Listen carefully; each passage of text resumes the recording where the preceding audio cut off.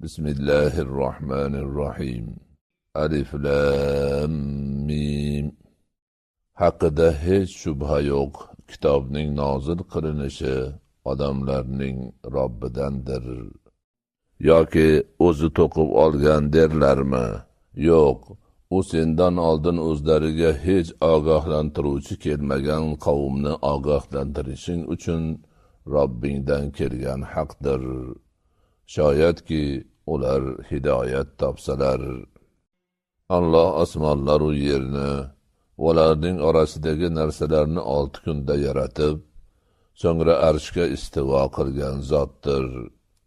Siz uchun undan o'zga vali ham, shafoatchi ham yo'qdir. Eslatma olmaysizlarmi?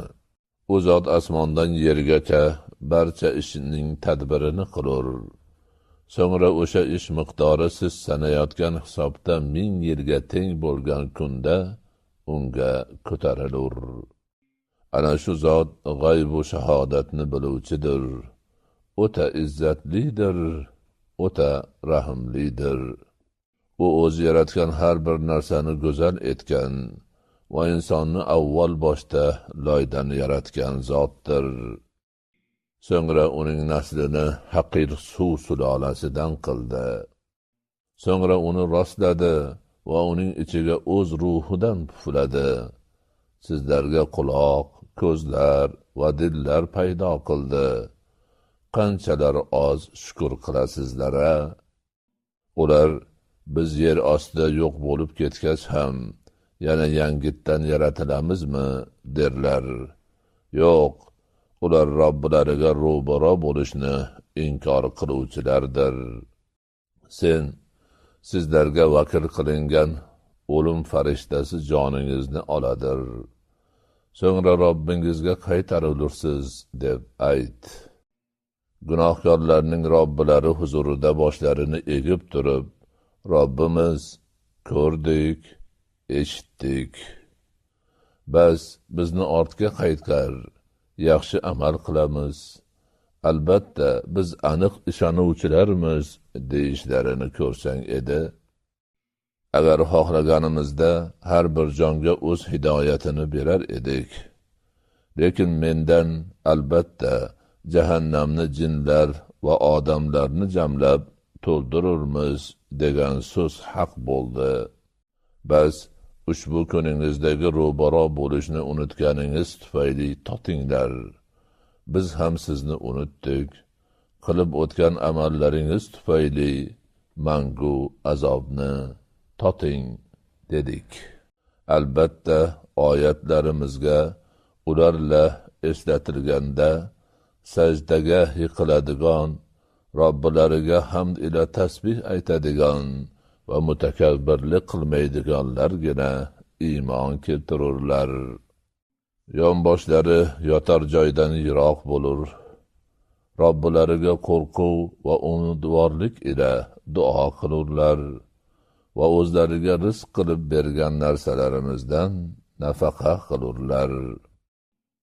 Bas hech bir jon ular uchun qilib o'tgan amallarining mukofotiga berkitib qo'yilgan ko'z quvonchlarini bilmas.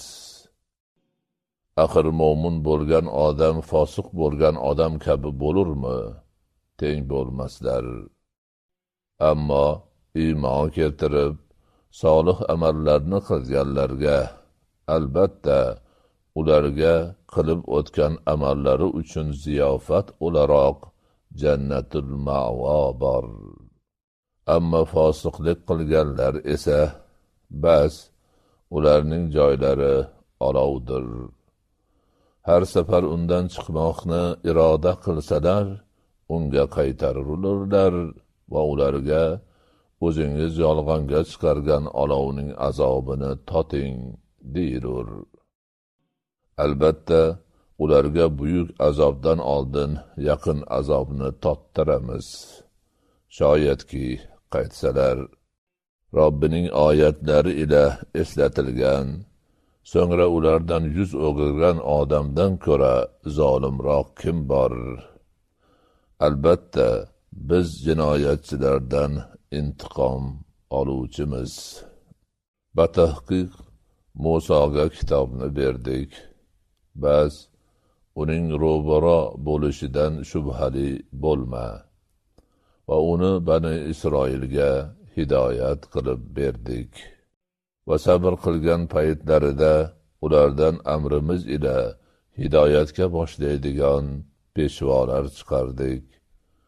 Ular oyatlarimizga aniq ishonar edilar.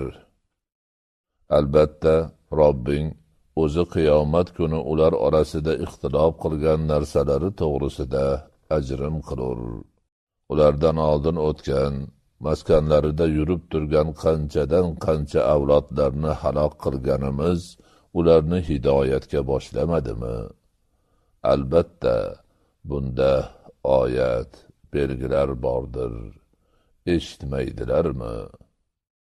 Bizning quruq yerga suvni haydab, u bilan chorvalari va o'zlari yeydigan ziroatni chiqarishimizni bilmaydilarmi? Axir ko'rmaydilarmi? Ular, agar rostgo'y bo'lsalaringiz, bu fath qachon derlar. Sen fath kuni kufr keltirganlarga iymonlari manfaat bermas, ularga muhlat ham berilmas deb ayt. Bas ulardan yuz o'gir va muntasir bo'l. Albatta, ular ham muntazirdirlar.